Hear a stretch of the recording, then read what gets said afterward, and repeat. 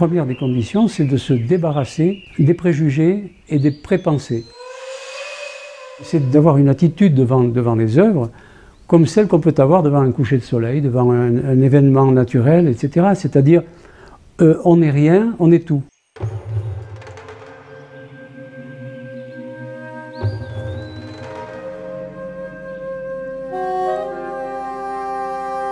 On a notre sensibilité comme seul armement de compréhension.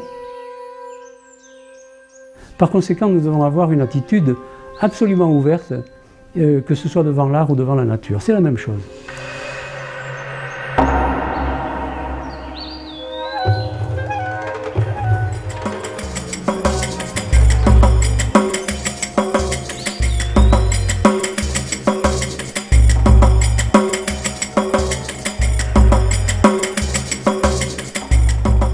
Tout ce que je fais, c'est une transposition à un certain degré de ce que la nature me fait comprendre d'elle. Et donc, c'est quand même très abstrait en soi, mais ça signifie quelque chose qui a une représentation dans la vie, dans la nature, dans le vivant.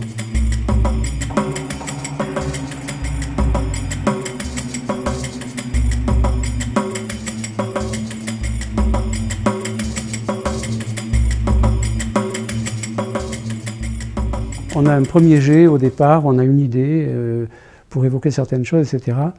Mais après, la toile, elle forme un tout qui fonctionne ou qui ne fonctionne pas. Et pour arriver à cette... c'est un peu comme en musique, pour arriver à la tonalité juste, il faut travailler ses instruments, il faut travailler l'oreille, et là c'est pareil, il faut arriver à... Alors bon, c'est des couches et des couches pour arriver souvent à...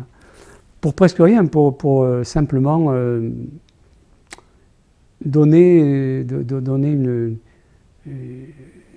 faire en sorte que ça tienne, en fait, faire en sorte que ça soit un tout où rien n'accroche, soit artificiel, etc. Ce que je crains beaucoup dans la peinture, c'est l'artificialité de la matière.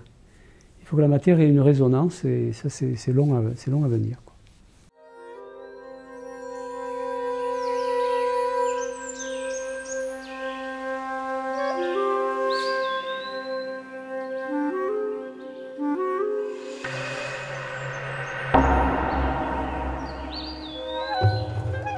Ce que j'ai fait en gravure, c'est aussi une certaine recherche de la surface, hein, de l'épiderme de la gravure, et en peinture c'est pareil.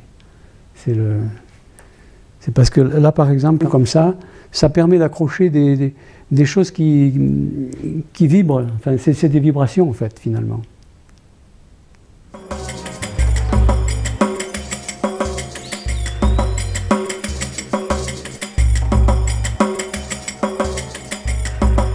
J'ai voulu redonner un épiderme quelque part aux épreuves, c'est-à-dire leur donner du relief, leur donner une chair quelque part, hein, un peu plus charnelle. Et ça, effectivement, ça m'est inspiré par l'endroit où nous sommes actuellement. Et je suis arrivé à le matérialiser par ce procédé que j'ai imaginé il y a pas mal d'années, autour des années 65, qui consiste donc à préparer des plaques, mais dont la surface est quand même très accidentée, et sur laquelle donc je pose les encres, et le tout, une fois que c'est passé sous presse avec une feuille de papier, ça donne évidemment la réplique, c'est-à-dire le papier recueille complètement ce qui est relief et ce qui est couleur, en un seul passage sous presse. C'est pour ça que j'ai appelé ça donc la polychromie relief, quoi. C'était une façon simple de lui donner un nom. Mais en fait, le but était quand même d'avoir un parallèle un peu plus charnel avec la nature. Voilà. Ça me plaisait beaucoup. On va découvrir ce qui s'est imprimé sur l'épreuve. Et voilà. Voilà le résultat. Là particulièrement, il s'agit des éléments de terre et d'eau, d'air, etc. Et la partie supérieure est plutôt réservé, disons, à des traces de construction humaine, voilà, qui vient se juxtaposer, qui donc représente un peu notre relation entre le monde vivant naturel et nous.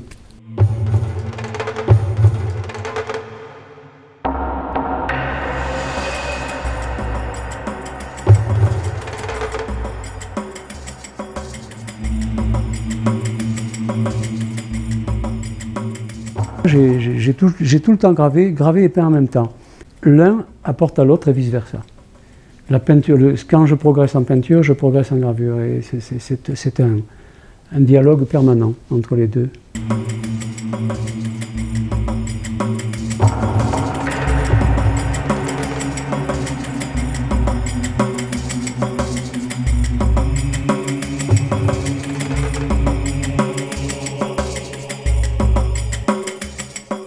Alors voilà un livre d'artiste qui a été fait donc avec un ami qui s'appelle Bruno Mendonça, qui est un artiste assez complet de son côté aussi, qui fait des objets, qui peint, qui fait beaucoup de choses et il écrit des poèmes extraordinaires qui sont très modernes et dont je vais vous montrer quelques pages. Voilà. Alors ça s'appelle Numerus Clausus et il y a donc une douzaine de poèmes.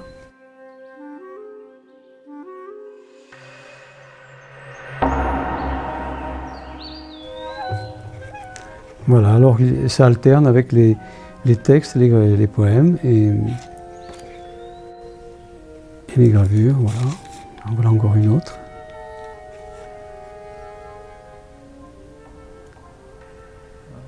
Qui est toujours en rapport, en osmose avec les textes. Hein. Il est assez inclassable comme auteur, mais c'est assez significatif de l'époque. C'est quelqu'un qui a bien perçu le monde d'aujourd'hui et ça m'intéressait beaucoup parce que je suis aussi un petit peu dans cette problématique et dans cette réflexion. Il y a 5 gravures au total dans le livre et une douzaine de poèmes. Le tout a été tiré à 39 exemplaires, ce sont des exemplaires de collectionneurs évidemment. C'est des tout petits tirages. En fait, un livre d'art, c'est une rencontre entre deux personnes, deux artistes, l'un écrivant et l'autre gravant, quoi. Voilà.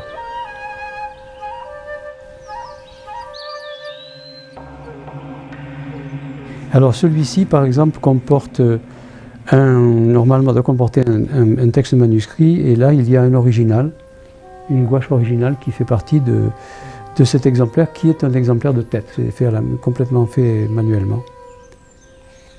Voilà. Et voilà le livre dans son ensemble.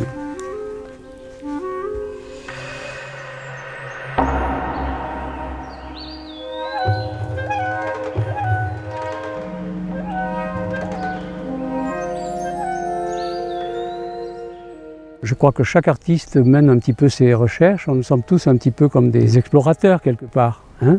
On part un petit peu dans une errance qui peut aller au départ dans tous les sens, puis qui finalement arrive à se concrétiser à travers une démarche un petit peu plus explicite, qui a un sens. Et puis celui qui trouve quelque chose en chemin, eh bien, il essaie de le montrer comme quelqu'un qui va découvrir un lieu inconnu. Eh bien, il va rapporter une belle pierre, il va rapporter quelque chose qui lui paraît important. Et puis il va le montrer aux autres, il va dire voilà ce que je vous rapporte de mon voyage. En fait, l'art c'est un voyage finalement, je crois. Et dont on revient avec les bras plus ou moins chargés, quoi, si on peut dire.